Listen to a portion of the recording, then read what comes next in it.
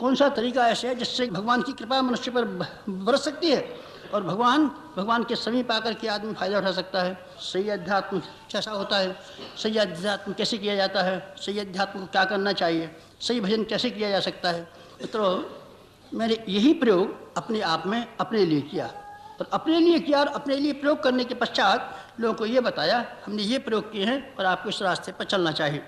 जब कभी भी आपको आस्तिकता और आध्यात्मिकता अपनाने के लिए ज़रूरत हो तब आप इसी रास्ते पर चलें।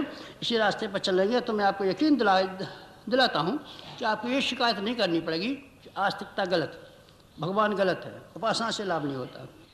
नए युग की आस्तिकता का शुरुआत अगर होगी तो कहाँ से होगी? तब वो चाइना से होगी और रशिया से होगी। नहीं साहब वो तो कम्युनिस्ट हैं। अब बेटे मैं कम्युनिस्टों को आपसे ज़्यादा ईमानदार मानता हूँ। आप बेईमान, धार्मिक और वो ईमानदार आदमी। क्यों? उनकी अकल ने ये कहा है कि ईश्वर नहीं है, तो उन्होंने खुलेआम कहा नहीं कोई ईश्वर नहीं है। हमने कहा सारी दुनिया ईश्वर को मानती है, सारी दुनिया मानती रह सकती है, हम नहीं मानते।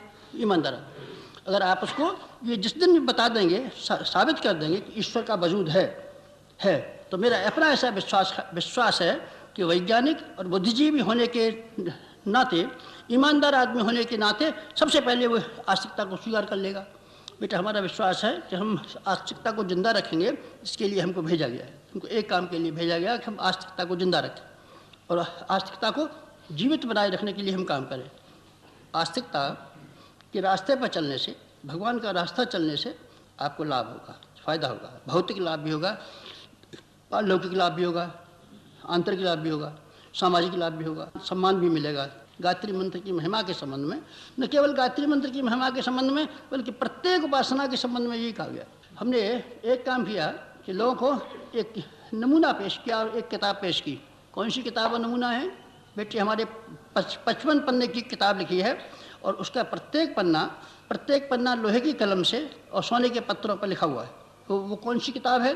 उस 55 पन्ने की किताब का नाम क्या है? वो बेटे हमारी ज़िंदगी है। हमारी ज़िंदगी है। हमने पूरी ज़िंदगी में एक ही बात लोगों के सामने की है पेश कि आस्तिकता कैसी हो सकती है, उपासना कैसे की जानी चाहिए और उपासना कैसे की जानी चाहिए और उपासना का स्वरूप क्या हो सकता है। अगर जो उपासना का स्वरूप है अगर आप सही रूप से करें, सही रूप से, गलत रूप से करेंगे तो बेटे हम नहीं जानते। आपको उसका प्रोसीजर न मालूम हो तो हम नहीं जानते। अगर आपको उसका प्रोसीजर मालूम है और उस प्रोसीजर पे आप ठीक तरीके से चलते हैं तो हम आपको प्रत्यक्ष उदाहरण देते हैं, परोक्ष नहीं देते। परोक्ष नहीं देते कि आस्तिकता को अपनाने वाला भौतिक दृष्टि से, आत्मिक दृष्टि से, सम्मान की दृष्टि से, श्रेय की दृष्टि से उतना ज़्यादा नफ़ा उठा सकता है जितना कि और किसी तिजारत में नहीं हो सकता। और कोई तिजारत नहीं है ऐसा, और कोई तिजारत नहीं है ऐसा जितना कि आध्यात्मिकता के क्षेत्र में प्रवेश करने के बाद मनुष्य जितना लाभ उठा सकता है। मैं ये कहता हूँ इतना ज़्यादा लाभदायक धंधा कोई भी नहीं है। नहीं महाराज जी, डकैती और चोरी का नहीं बेटे, डकैती चोरी का भी धंधा इतना नहीं। ये धंधा इतना सेफ है कि आप जंगल में रहिए, हिमालय पर चले जाइए, कहीं भी रहिए, कोई आपको छेड़ने वाला नहीं है, कोई चाकू दिखाने वाला नहीं है, कोई इनकम टैक्स वाला आपके पास आने वाला नहीं है, कोई चक्कर नहीं है, सब आपकी सहायता करने वाले हैं। मैं ये कहता हूँ आध्यात्मिकता का धंधा बहुत पेंगे और बहुत फ़ायदेमंद है। नहीं साहब हमको आपकी बात पर विश्वास नहीं है बेटे, विश्वास नहीं है तो हम तेरे सामने गवाही के रूप में पेश होते हैं कि ये सब धंधा फ़ायदेमंद है। हमने कोई धंधा नहीं किया, हमने न आज तक व्यापार किया, न हमने खेती बाड़ी की, न हमने किसी की नौकरी की, कोई कुछ काम नहीं किया। एक ही तिजारत, एक ही धंधा किया है और उस तिजारत का नाम है भगवान की शरण पकड़ना। भगवान की शरण किस तरीके से पकड़ी जा सकती है, यही वह है बेटे हमारे जीवन का सारे का सारा क्रिया पर यही सारांश हमने दोनों मोर्चों पर लड़ लिए।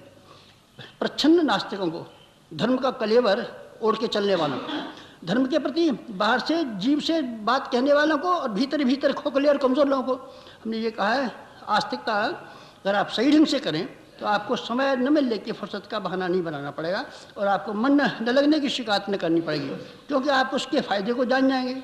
जब हम फ़ायदे को नहीं जानते तो मन नहीं लगता, सीधी बात। हमने ये कहा लोगों से ये फ़ायदे का काम है।